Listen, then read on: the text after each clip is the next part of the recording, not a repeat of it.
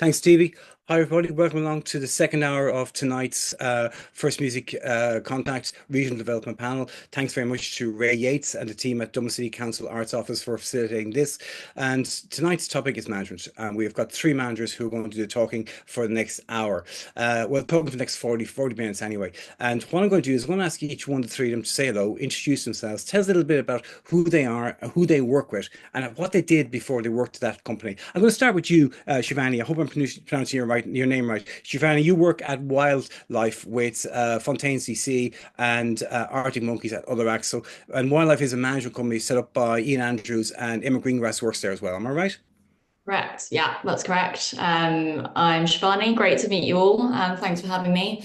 Indeed, Wildlife Entertainment is a music management company, as Jim just said, set up by Ian McAndrew and Emma Greengrass, and my title is a day-to-day manager for Fontaine CC, Arctic Monkeys, Miles Kane, and a couple of other artists. So it's a very varied role. No day is different. I feel like my best approach is just to expect to not know what will come at me. But it's super exciting, super direct with the artist. I don't know how much detail you want me to go into now, Jim, or whether that's for later. Is Tell us how you got in there in the first place. Like, I mean, what were you doing before you landed in the door with Emma and Ian? So my kind of music career journey, I suppose, started when I went to a state school in London called the Brit School. I studied music there for 4 years and made a load of friends that were musicians that have since gone into the industry. That it was a really great place to meet like-minded people. Um, and from there, I funnily enough went on to do a university degree in philosophy, so totally unrelated, but all the time was super obsessed with the idea of working in music. And my first kind of music industry job was interning at a songwriter management company for a woman called Fran O'Connor. So she used to manage songwriters, Amy Wadge, Justin Parker, who do a lot of co-writes with Ed Sheeran and that kind of artist. From there, I then saw an internship at a live agency called United Talent Agency. So I applied, I got a job there, and I was for 6 months doing a lot of data entry, all that kind of internally stuff that you'd expect. Um, and was then asked to work as assistant to Neil Warnock, who is a live agent that has an incredible roster, including the likes of Dolly Parton, Deep Purple, some real legends. So I worked in his office for 2 years before then taking the move over to management, where I initially joined Wildlife as an assistant and I'm now a day-to-day. Excellent. Well, listen, really appreciate you coming along, joining us this evening. So thanks very much for that, Shivani. Next up, Liv. Do you want to say hello and tell us a little bit about yourself? Hi. Hi, thank you so much for having me. So I work at Tap Management, Tap Music, which was set up by Ben Mawson and Ed Millett. It was set up to manage Lana Del Rey a few years ago. And we have a predominantly very pop female roster other than Mr. Dermot Kennedy. So I'm Dermot's global day-to-day manager, and I also co-manage London Grammar. Um, I started off at university in Liverpool studying music. I wanted to be a musician and realized that wasn't potentially the direction I should go in, and was fascinated by the business side of things. I took a year out after uni because I graduated when I was 20, and did a lot of volunteering work, which is very different. And then I moved to London in 2015 and just got a random job to pay the rent, as I think everyone who's ever lived in London has done. And then when that contract finished after about 8 months, I quite an alternative way to get into music.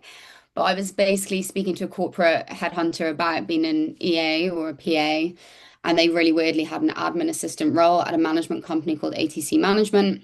Mm. So I took it, and I worked there for 7.5 years. I started as a business admin assistant, royalties, accounting, really inspiring stuff, and just got my way up the ladder, became a day-to-day manager, and then by the end, I had a roster of 5 artists. I was technically day-to-day manager, but I was running point on PJ Harvey's last album and last tour campaign after 7 years, and then was meant to move to Dublin. Decided I didn't want to be a manager anymore. And the week before I was literally due to get on the plane, my friend rang me and was like, Tap's looking for someone for Dermot. So I quickly did a U-turn and stayed in London. And I've been working with Dermot for about just over a year and a half, and for London Grammar for a year. Right. Wow. And like, why were you coming back to Dublin? I don't sound it. I sound very English. My dad's from Dublin, my mum's from London, and that's home. And I just, yeah, London wasn't the place for me after all that time. But actually now working with Dermot, I spend half my time in Dublin Yeah. anyway, so it's basically the best of both worlds, I think. Right. When you were at ATC, that like, that was Peter Harvey. That's also Brian Message. That's Radiohead side as well, isn't Yeah, it? that's the Radiohead side. I mean, Radiohead technically aren't managed by ATC, but we look after Tom and his solo work and The Smile, and Brian obviously manages Nick Cave, hence the PJ Harvey connection. So yeah, it was a hell of a learning experience. Oh, I tell you what. Yeah. And yeah, very grateful to do Polly's first album in 7 years, in 2013. So yeah. Excellent. Listen, Dave, really appreciate you coming along tonight as well. So thank you very Great. much for your time. Barry, microphone is yours. Tell us about yourself. Okay, thanks, Jim. Hi, Remember, everybody. I know everything about you, so no lies. Yes, correct, you do. Hi, everybody. My name is Barry O'Donoghue. I run a management company called This. It is a one-man show. I currently look after one artist called CMAT. Where I started off, I studied architecture. I wasn't very good at that. Then I did journalism, and I was okay at that. I started writing for Hot Press. That led into music stuff. I've always been involved in nightclubs and that sort of thing, though not anymore, obviously, because I'm too old. And along the way, I started doing some Small. consulting for Sony Music Ireland in an in-house capacity, which I still do after about 20 years. And inevitably, you end up managing artists in that kind of thing. So I've worked with various artists over the years, but yeah, full time on an artist called CMAT today, and it's taking up enough of my time. How did you find CMAT? How that connection start in the first place? I would have been a big fan of Kira's when she was in a previous band. She was managed by somebody else. It was a sort of a brilliant set of lucky circumstances. Outside of this, I've had some other things that I would have done. And I was in a bar, one of the bars one day, and a girl in there was playing her previous band. And I thought, wow, she was great. I must see what she's up to. And yeah, she had just moved back to Dublin and was at an interesting time in her life. I was just doing a solo show next week, and I went out to it, and that's how we met. That was in 2019. So it's just one of those strange situations that tend to happen in music, actually. You said there, Barry, before we concentrate on discussion, I suppose this is a good way of starting it off. You said that you're very much a one-man show, and like I can imagine with CMAT at the moment, everything from doing the Pyramid stage at Glastonbury, new album on the way, it's like a world tour. Yeah, yeah, yeah. It's kind of thinking there's no other acts I can manage. But are you looking for other acts? I mean, is it very much a case of kind of like, you will take an act if they come on, are you actively looking for acts? I mean, I'm always curious about this. I can get it from kind of like from Liv's point of view and from Shivana's point of view. They work with companies. You're definitely a one-man operation in your gaff. So it's kind of like, are you looking for other acts, or does it come to a situation where it really has to do something to me in a certain way before I say yes? I mean, at the moment, no, just because it's reasonably busy with CMAT, but like any business that builds, you sort of have to grow the team. So, a day to day is joined with CMAT, which takes some of the pressure off and then does allow you to spend more time on TikTok looking at new artists. But I guess I'd be interested to see what Liv and Giovanni think as well. But sometimes you just come across an artist that you think that, well, I love them and I love what they do, and I'm clear that they are artists, and I'm fascinated by them, or I can see an opportunity there. And then I guess the question is, well, can I bring it to the table? And can I help build a business? Because that's really what the manager's about. It's not about anything else other than, can we actually get involved, and can we take it from A to B, and eventually all the way to C, D, E, and F, So certainly from a personal point of view, I perhaps a few years ago would have been, more actively looking for things, but right now, my plate is full. But that's not to say that in a year's time, if something amazing comes along, or tomorrow if something amazing comes along, it's just about, right, can I do this? And then should I do this? And am I going to bring something to the table for this artist? Okay, excellent. So as kind of like Barry's asked that, let's push back to Shivani then. Like start with you, Shivani, then on Live. Find that knowing the moment is right to take on an act. Obviously at Wildlife, you've already got a roster in place. You're working already. Like you say, you get up in the morning, you go into the office, you don't know what's facing you. So in terms of looking at new actors, you're probably thinking, geez, not right now, not for 6 months, not for a year. But there will come a time when you take on another act. Can you talk us through the kind of decision-making process there? Yeah, I mean, I think it's a wildlife certainly, and this could vary company to company, manager to manager. It's a slow process. It's not really a kind of. I think a lot of the time artists get very hypey, and there's a need felt to rush on things. And working with Ian and Emma, what I've seen with them is they are very thorough in their decision making, and they like to really consider before any decision is made. A lot of the time, that artist may come to them or to us via a lawyer or a contact at YouTube or another manager who has, is aware of this person but doesn't have the capacity to take them on. And that will be probably most likely the initial kind of way that they're put in front of us. Having said that, we get a lot of submissions to the, generic info at wildlife inbox, and we do share them around between us and we do take a listen. We're always trying to listen to what does get sent to us and to consider it, even though there may not be the capacity at the moment, purely in terms of just wanting to know and sometimes starting those relationships now for potentially, months or years on. So yeah, it's a slow thing and it starts with those initial conversations. And from there, it's, probably a meeting, a coffee, maybe a bit of advice. And then it's about establishing the other teams in place, I think. And that's how it tends to go at wildlife. How many people roughly work at Wildlife? I think we've got eight or nine of us. And of course, there's Trev Dietz, who's the manager of Fontaines DC, who we work alongside on Fontaines. But yeah, we've got two day-to-days. There's myself and there's Talia. And we're across the whole roster between us. And then we have a couple of digital people as well. Okay, so that's a good sized team. Same question then for you, kind of like me, Shiv. Olivia? So how many people work at kind of like tap management then? How many people are there? So we have an LA office as well. So in our LA office, I think there's 4 full-time managers. And then in London, oh God, I think there's like maybe 8 of us, and then there's 2 or 3 day-to-days. And then we have like a digital team, we have an A&R team, we have like the central teams as well. It's not as big as I think everyone thinks for probably the size of the roster. But yeah, it's big enough. Yeah, you said earlier on that an awful lot of the acts that kind of like the tap work with kind of live. They're all kind of it's female pop acts. Well, Is that you? that's kind of what we're known for, I guess. Yeah. With Lana, and Ellie Goulding and the rest of them, it kind of that is sort of what I think it started as. London Grammar's obviously one of our only bands that we manage. And then Dermot would be our only male solo artist. Right. Are you actively looking for new acts in all the time, or is it a case of is it a case that kind of like the principals in the company are waiting for one of the managers, the day-to-day managers or general managers, to kind of go, okay, there's an act I want to work with that, like this act has become available. This is what I want to do. Is it that level of enthusiasm that's being looked on before an act's taken on?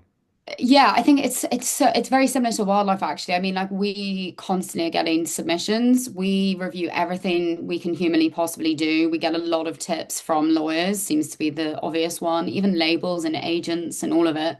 Um, so it's kind of a mixture. Like there are people at the office that like we know have capacity to take on more artists. So especially if we hear of someone that we think would be the best fit, like we'll direct it more to the person we think would potentially take it on. Because there are some people there, myself included, that just would not have capacity right now. Like I was literally hired just to work on Dermot, and trust me, that's a full-time job. And then London Grammar as well came. So it's kind of, yeah, it's a lot. But there are definitely people at the office with capacity. So we'd Yeah. kind of direct them to them. Mm. When did you last come across an act, Liv, that you thought I'd like to do something with this? Oh my gosh. Probably this year, Don't, actually. don't no, don't name the actor. Like but Probably kind this year. Not. It sounds very obnoxious to say. Dermot and I built a festival, his own music festival, for the past 12 months, which started in Sydney and Boston this March for St. Patrick's Day. And one of the things we did was I actually reached out to Angela and we partnered with First Music Contact on that. So we're looking at emerging Irish artists. And Dermot and I both listened to every single artist that played Ireland Music Week last year, and we selected the 2 acts that would come and play in Sydney. There were definitely a few on there that I was like, oh, that's very exciting. But sadly, my hands are a little tied up. But yeah, there were definitely some amazing acts that I would have jumped at. Right. Then from your point of view, Barry, as a one man band in Dublin, have you been tempted to join a management company for what a management company can give you, or do you think kind of like the way you're operating is best for CMAT? I mean, I know you've got kind of like label service on board. I know you've kind of like other people. It's not just kind of like the Barry O'Donoghue show. There are other people involved. But in terms of the management point of view, was there had you were you made approaches by management companies about joining them, or do you see kind of disadvantages as well from a management company? I mean, it was not. I've always been self-employed. You know, people always get in touch and chat about things, but my fundamental dislike of other people means I find it difficult to work with other people. So, yeah, it's you know, you never know what next year brings, but for the moment, it feels I am happy doing as is. And certainly there would have been, you know, approaches in the past, but to do with geography and other commitments wasn't the right thing to do. Mhm.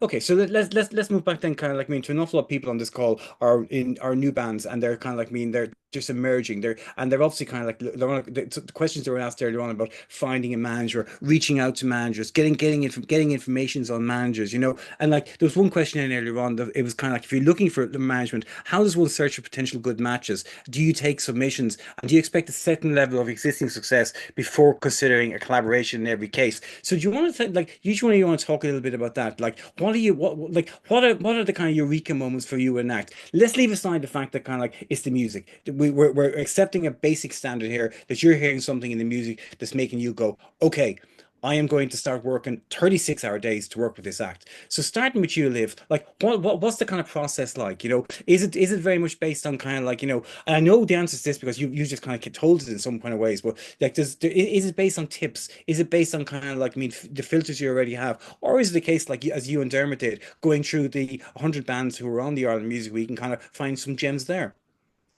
I think it's a mixture of everything. I think obviously like it depends on what you're willing to do. Do you want an emerging act that necessarily you want to give in all that time potentially for like a number of years and be there from the beginning? And if that is the case, then a lot of the time you're literally just going to take that risk if that's how much you believe in that act. The other side of it is like the reality of it is like, is this a viable business? Do I actually see this act being a business? Because that is what it is. You're trying to generate a business for that artist so they have longevity. And sometimes the answer is no. I think the other thing is that I have a lot of friends that are musicians and I help them a lot on the side. And that is because a lot of the time artists actually don't need a manager. Like this is the thing, like the message is in the word is to manage. So are you at the point where you physically cannot manage your career because it is so crazy that your phone's ringing the whole time, that you're having tours thrown at you? Like, is it that hectic? Is that the level you're at? Because at the end of the day, you're also giving them a cut. So you've got to make sure you're at the stage where you're like, this is worth it. I now need the help so badly because people think that managers are also miracle workers. And that's also not the case. Like, we can't change the trajectory of your talent, it has to be there. So I think it's important to listen to that. And so many times I've told my friends, like, do not get that manager. Like, I will help you do it. We'll figure it out. Like, keep that 20% in your pocket because you're still starting out and you still need that. Mm. Geez, I have to say, Liv, in 2 minutes there, like, you just kind of summed up the panel. You're talking about, like, viable business plans. You're talking about sometimes you don't need a manager. You know what I mean? You have to be at the end, and three, there's other ways around it. So, Yeah. do you think kind of like, before we move on to Shiv, it's like, do you think basically kind of like sometimes that managers are seen as acts as this kind of cure-all, this big band-aid, this big Yeah. force we're going to come on and take all the shite away and deal with it? Totally. And I think sometimes it's like, oh, this manager will get me this and get me that and get me that. And it will like, I'll suddenly get an agent and a record deal and all of that. And like, don't get me wrong, we will like 100% facilitate those things. But a lot of the time, like we're getting told by the agents or by the lawyers or by whatever that this artist is about is like the labels are sniffing around. They're really, really popular. Dermot had 3 record deals on the table before he got a manager. He was literally fielding all of his calls as Dermot's manager, literally himself, for a number of time. And also because he was like, this has to be the right fit. And he was literally being harassed by managers, by labels, everything before he even signed that line. Wow, and like that's a kind of a very good thing what you just said as well. That like I mean, Dermot himself was basically kind of like I mean feeding those calls, pretending he was Dermot's manager. You know what I Yeah. mean? Because Yeah, he was if just doing it himself because he was like, I don't need a manager and it's 20% and blah blah blah blah blah. wow, And then it got to the point where he physically couldn't handle it. Like he couldn't handle the volume of interest that was coming in. So I think that's also the misconception is like agents and lawyers and publishers and record labels, like everyone is constantly looking for the next thing. Like we are always, always focused on it. And I think a lot of artists forget that. Like we want to find you as much as you want to find us. But I think timing is really, really, really important. And the fit just has to be right. Like you have to have that relationship with your manager. It's probably the single most important relationship an artist will ever have. okay. Same question to you, Shivani. We've heard kind of Liv and Barry talking about kind of the fit being right, kind of the time being right. You know, having the resources, having kind of the headspace to deal with it. Is there something else you would be looking for as well with that band? So something else that kind of you have to take a box for you as a manager. I think, I mean, kind of this is an extension of Liv's point, I suppose, because managers are miracle workers and you can do so much with the team around you and you can, as Liv says, facilitate all of the boxes that need to be ticked. In spite of that, the artist themselves needs to be so inexplicably driven that you feel like they're just going to do it, whether you're helping them or not. And I guess it's that thing of have they already got it to a point, not necessarily to a point where they're exploding and blowing up, but there is so much that can be done without a manager in place. And as I've said, where they just need that other person to come on board and help. And I think if that fire isn't there and you can't see that within the artist, the music becomes a bit less convincing, the whole project itself, it's harder to see the kind of the longevity of it perhaps because you need to know that they're going to believe in it as much and as long as you will do and longer. I think it's kind of it's important to make sure that that is clear from the off and that you can see that that's genuine. And I think when it is, that can also help you find the right fit and the right relationship because as a manager, you want to work with an artist that loves it and is obsessed with it because you also want to be obsessed with it. And that's when it becomes easy, as hard as the job is and as unpredictable it is as it is. When you love the music and the project as much as the artist does, that's when I think it really works. That's a really excellent point, Shivani, because what you're pointing out as well, something that we pointed out in the earlier part is that when a band is starting out, they need to be sure that every one of them is on the same page. There's no point kind of like being going on, like signing a deal with Wildlife, like you know, getting a deal with kind of like you know with kind of Domino, and next thing you know, the bass player decides, well, that's not really for him, you know. Completely. Exactly. Yeah, everyone's got to be aligned themselves, and whether that's solo artist or a band, you've got to have that bit figured out externally, I think, before you get other teams involved. Okay, Barry, back to you again. You know, in terms of kind of like I mean that the start out with with managers and with bands. You know, when you start working with kind of like Kira in the first place. You know, and did she have a very clear picture of what she was about, where she was going, and was the situation was the picture realistic to you? I think, yeah, I think one thing that makes artists like CMAT easy to work with is that they know what they like, and equally as importantly, they know what they don't like. And I found that to be extremely helpful because it's you know we're there to support the vision and try and build the business around it. So specifically speaking about an artist like CMAT, she was always clear on what she wanted. I guess you know the goals vary from artist to artist. You could sit down and talk about wanting to do the Hollywood Bowl, etc. That's not really what these things should be about at the start. It's fun to have those conversations, but ultimately, um, it's about trying to identify those people that are very clear on what it is that they want to do, even though they may not be fully there yet. And I think that's maybe the opportunity for management that, you know, hopefully there's a sliver of something there where you're kind of going, okay, well, look, I can see that you know what it is, and I can see if there's a path here that we could, you know, work towards, be it looking at the right agent or, you know, particularly if you're an Irish arts act starting off in Dublin, there's a lot of kind of achievable goals. I think that if you are working at an artist from a very micro level, at a point where you just really want to work with the artist, it's like, well, what's our goals here? Let's not immediately start thinking about a three arena kind of show, but let's sell our wheels upstairs. But to step back from that, I think for managers looking at artists is like, what's the artist proposition here? Is the artist clear in what it is that they want to do? Do they have those big dreams, and can we actually help try and sort of bring those to life? But as Liv and Shivani has said, you've got to really want to work super, super, super hard. And that means, having a normal life and then having your life as indie musician, pop star kind of thing, and working as hard as your manager and your team will, and I think that's the really tricky part. I guess the kind of contemporaneous easy part is that, I think with the amount of opportunities that are out there to market yourself as artists these days, it's genuinely never been a more interesting time. You look at all the various platforms that are out there, and we talk about TikTok a lot. 5 years ago, we were talking about YouTube a lot, et cetera, et cetera. Maybe 10 years ago now, YouTube a lot. So there's a lot of opportunities out there for an artist to kind of develop their persona, develop this artist proposition. And that's the point when I think managers should get involved. As Liv has said, it's there's a right time to do it. And, it's not that sexy to talk about this stuff, but everything that you do as a musician, it's like you're a small business. It's like you're selling sweets in a sweet shop, and how are you going to sell Twixes? What comes after Twixes? I don't know. But I think you kind of need to think about that stuff alongside. Look, music is the most important thing. We take that as a given. And if your goal is only to release brilliant music, that's great, but you don't need a manager then. You can just get that out there.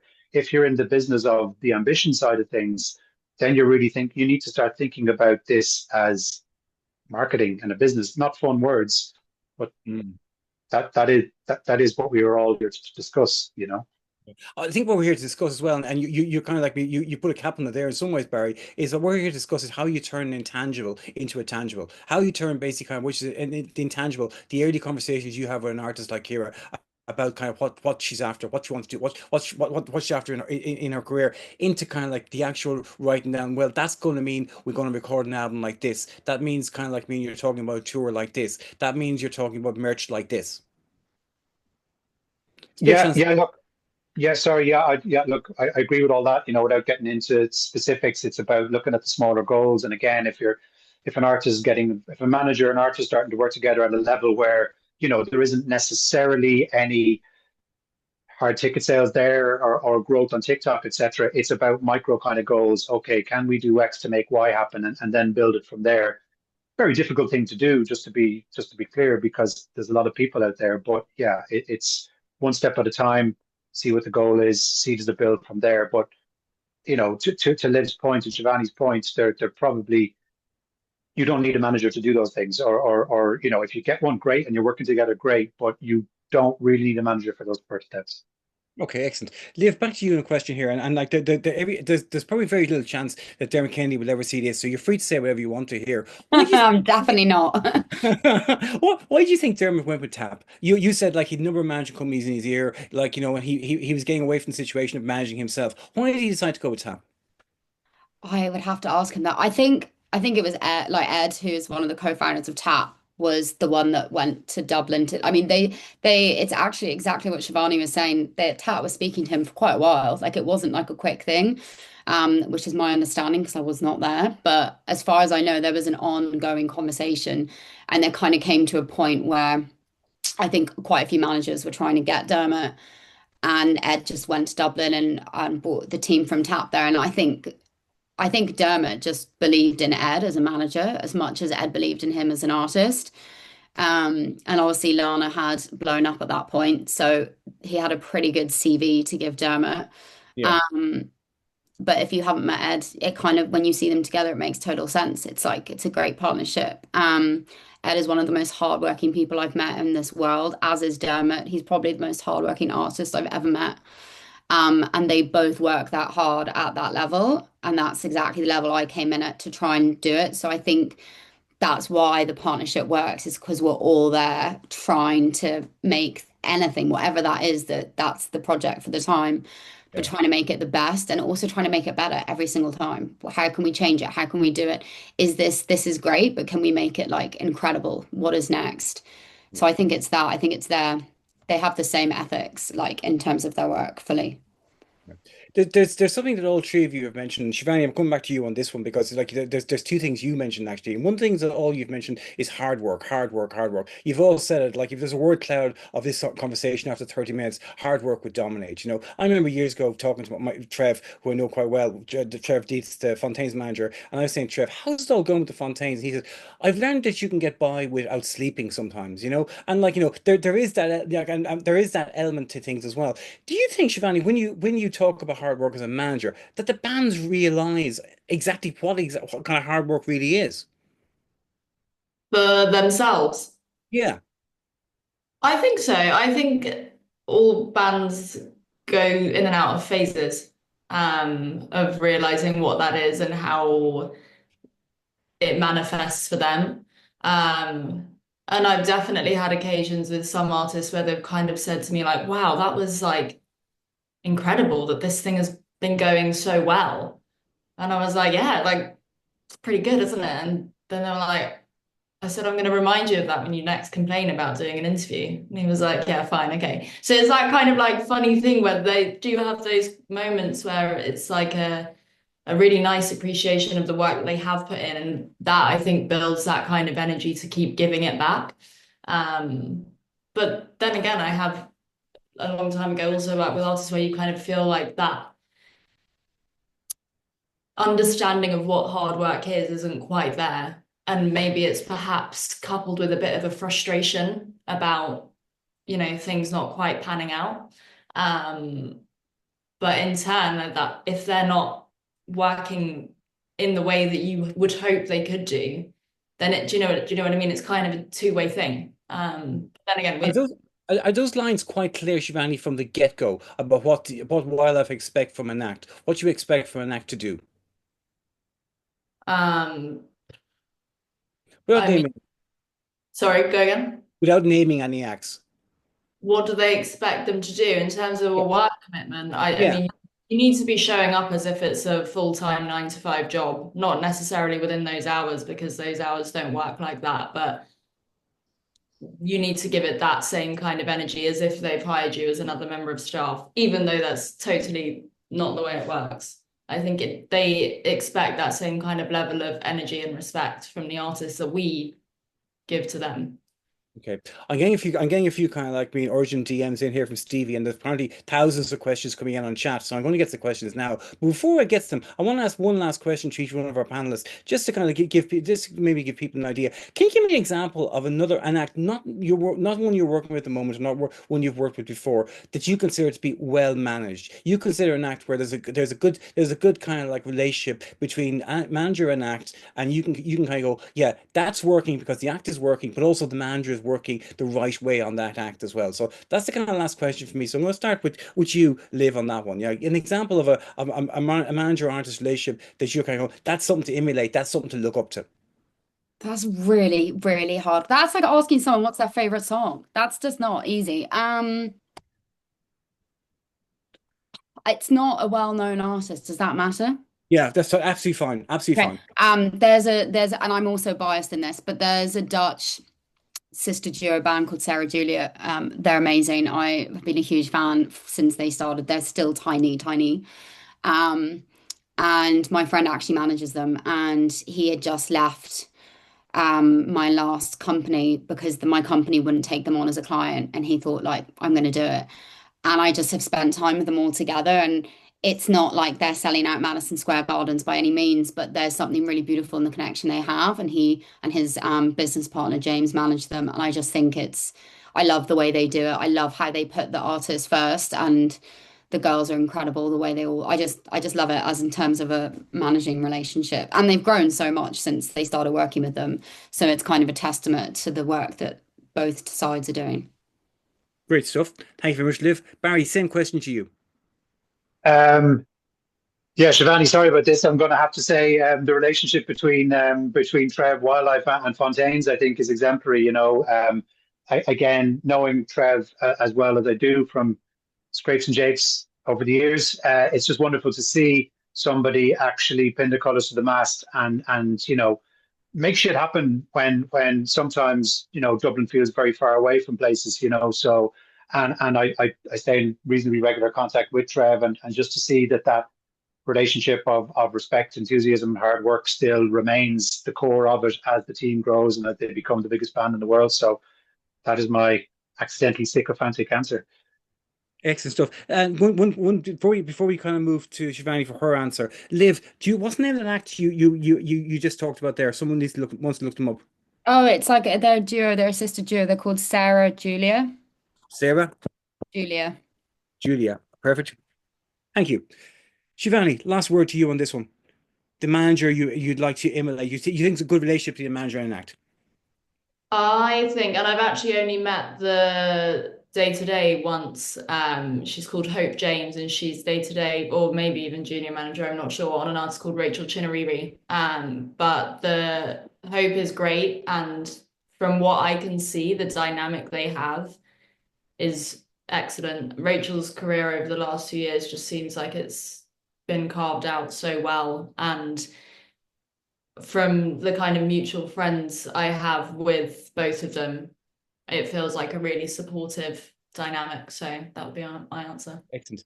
I'm not gonna say the kind of the silent part out loud because I've just realized we've all been using certain expressions during this conversation, and I just want to make sure everyone on the call is just aware. Could one of you define the difference between a day-to-day manager and a general manager?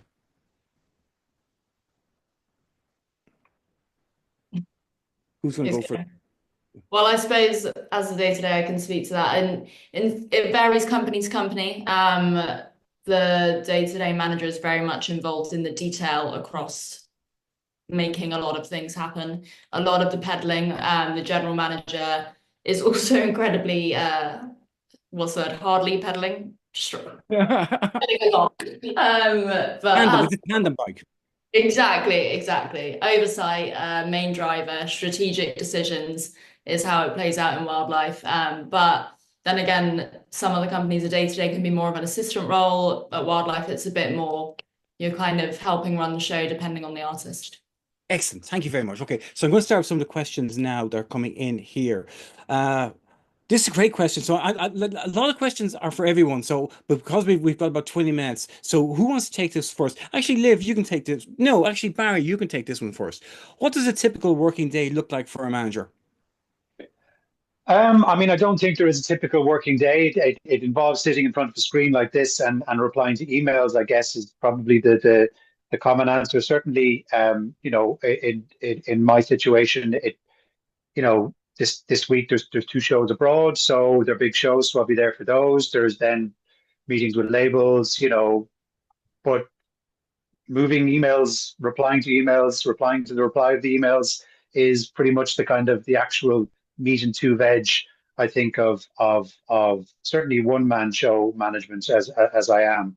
But yeah, it's like any job. It remains a job. The hours aren't necessarily defined, and certainly when something is quite busy, the days can be extremely long. But I think as Shivani alluded to, there is also artists have, if they're up and running, they have periods where things are quite busy, and then there's fellow periods where it's an off year, they're not touring, etc. So yeah, it's always expected to say no to the days are the same. Days are mostly the same. It simply involves, making sure that the business is running, that the team are doing what they should be doing, dealing with the artist and making sure that the artist is happy. Excellent. Question here then as well about kind of like submissions. What's the best way of getting submissions to use? Shivani, just get is it an email or is there another way of getting submissions to wildlife? No, it's best to email in. I can put the email in the chat after or whatever. It's info@wildlife-entertainment.com. But we do review it, and as Liv said, yeah, do our best to humanly review as many as possible. Okay. Liv, what's the contact email for TAP? Yeah, it's info@tapmgmt.com. Okay.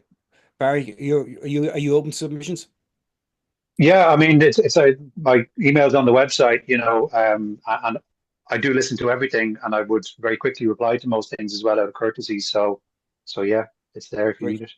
Excellent. And there's a very good question here from a guy called Jimmy Byrne. So hi, Jimmy. And this is any of you can take this question.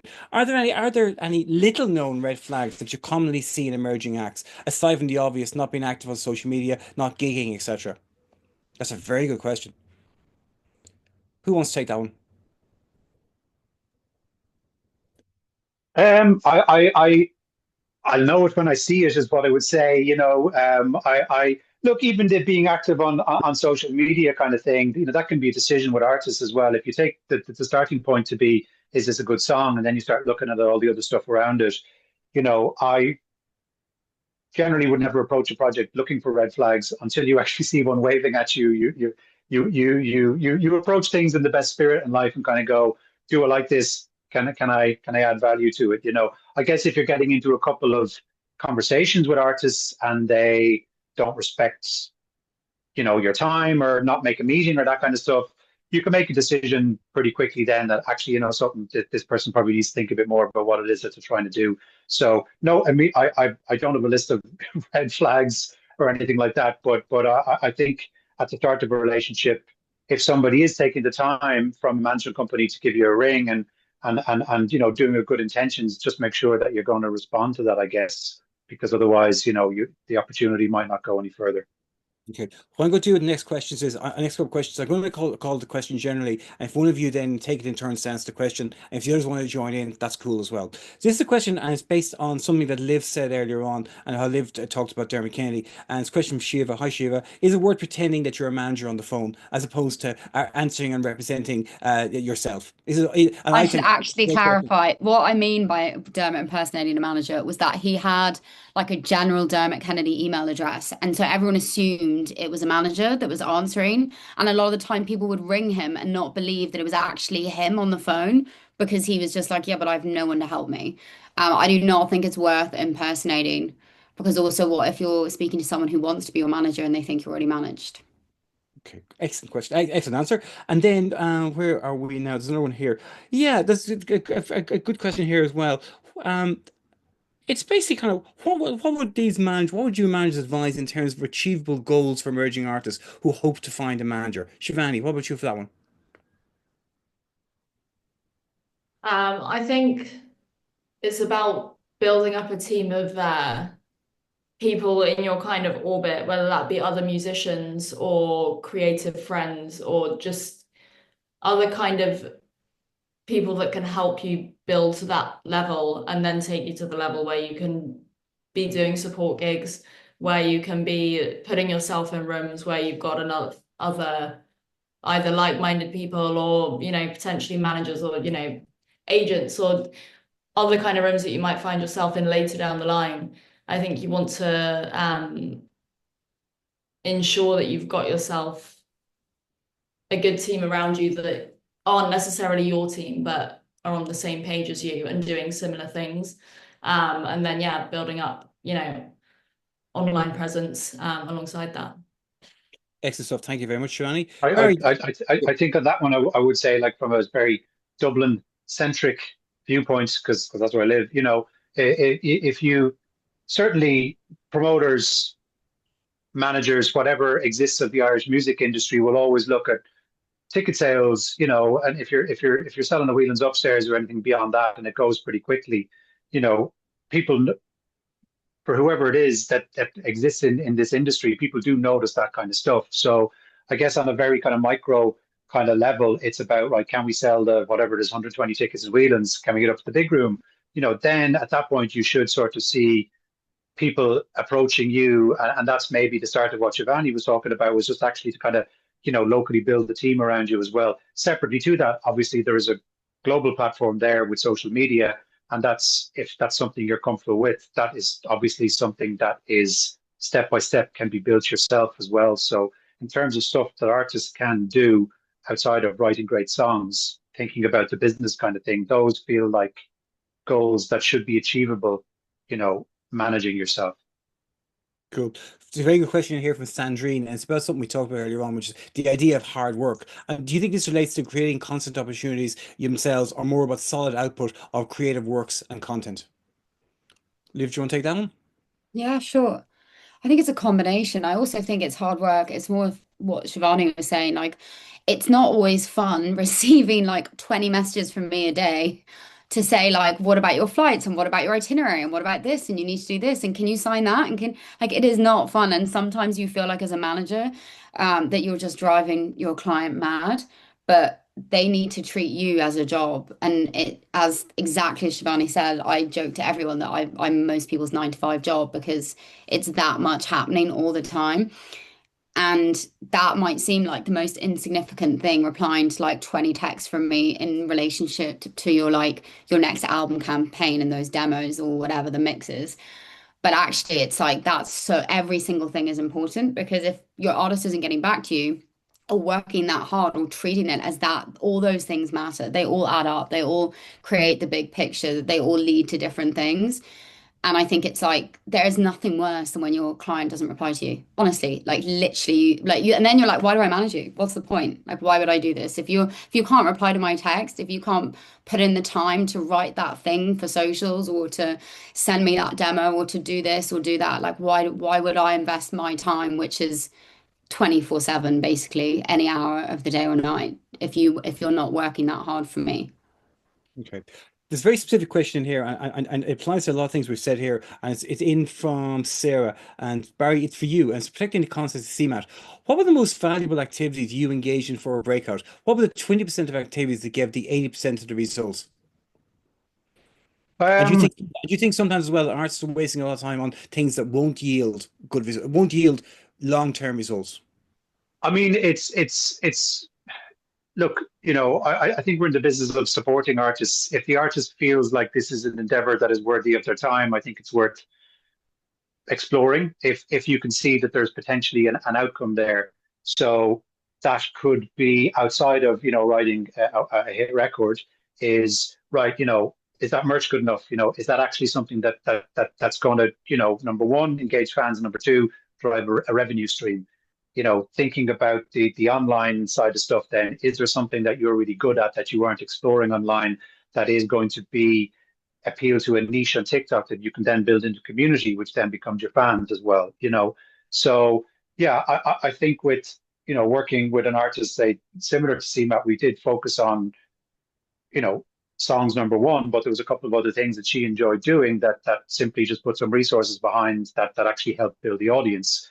It did happen in a particular time, which was the pandemic, when a lot of people were spending time on their computers, and it turns out if you eat 80 pieces of chicken nuggets, that's a good way to sell some tickets. So there you go. Okay, question for Shivani. It's a general question, but I think I want to kind of get it from the kind of the wildlife point of view. What would be some of the pitfalls you see young managers falling into?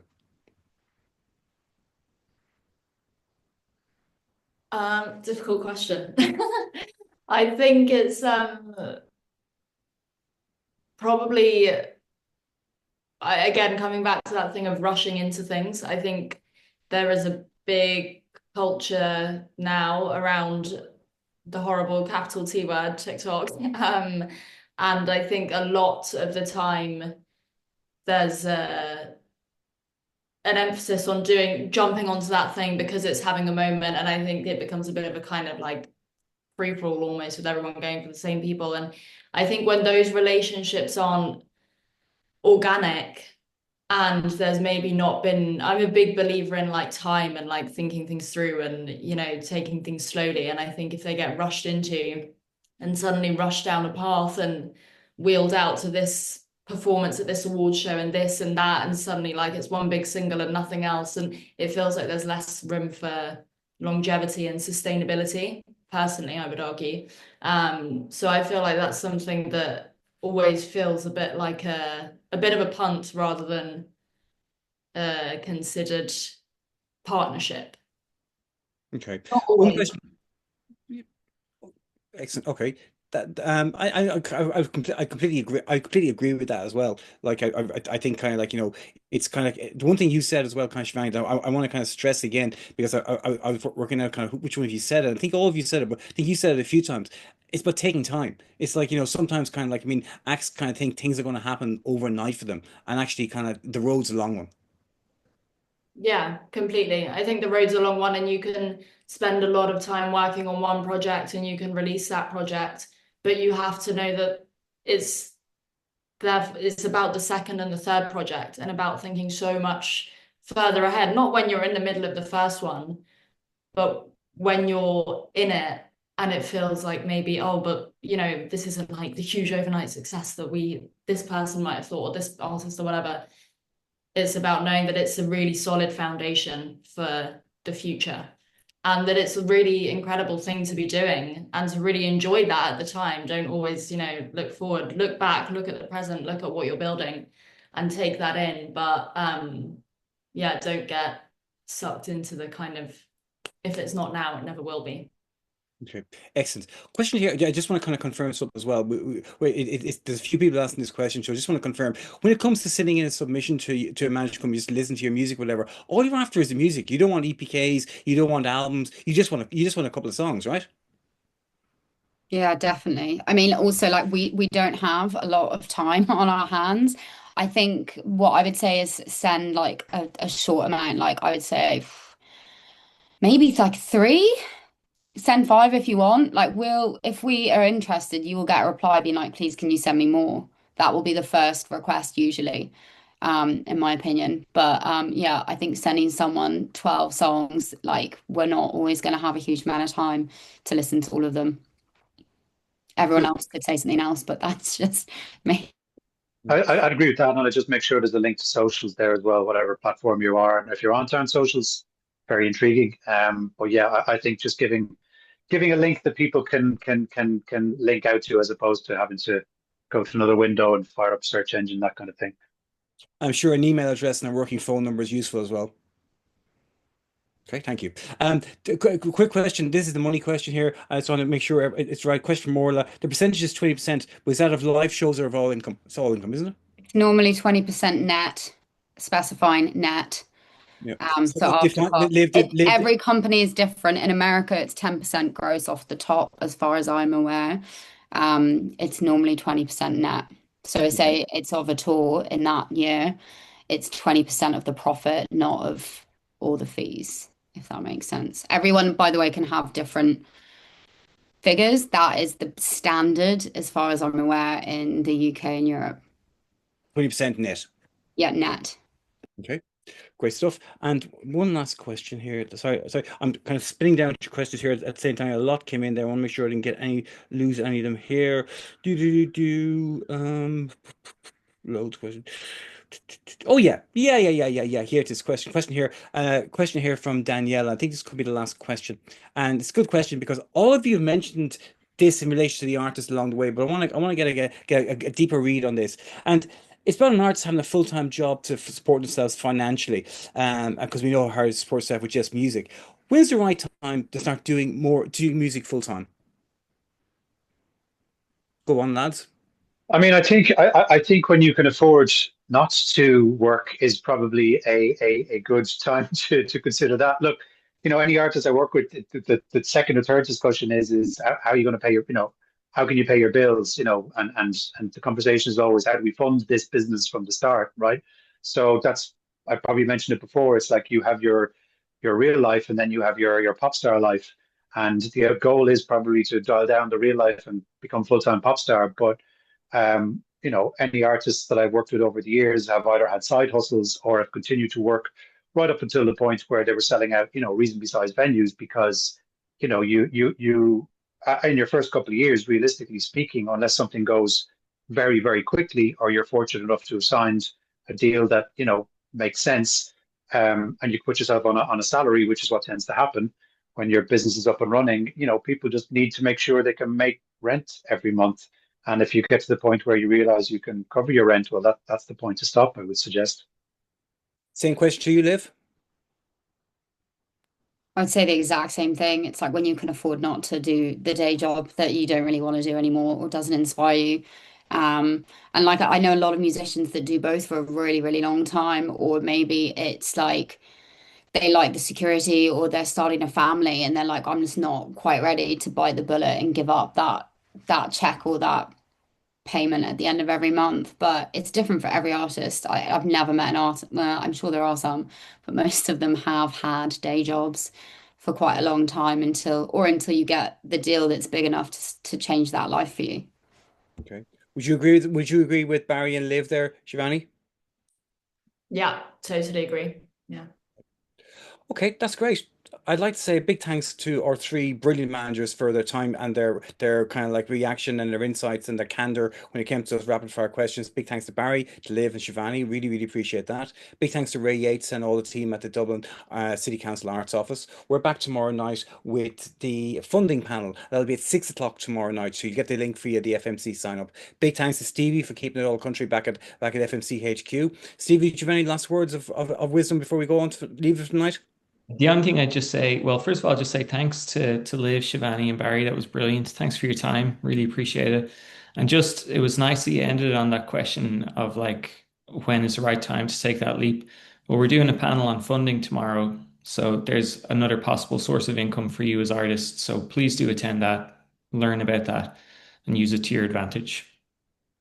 Excellent stuff. Well, thank you again. Massive best thanks to Barry, to Liv, and to Shani. Really appreciate you giving up an hour of your time this evening. Best luck with all your kind of like bits and pieces at CMAT HQ, at TAP, and at Wildlife. Thank you all very much for coming along tonight. Thanks for your questions. Hope you got something out of that. And we'll see you all tomorrow. There's no need to come to the intro unless you want to hear the same jokes again from me. But otherwise, the funding panel will start at 6 o'clock tomorrow. We'll see you then. Have a good evening. Thank you very much.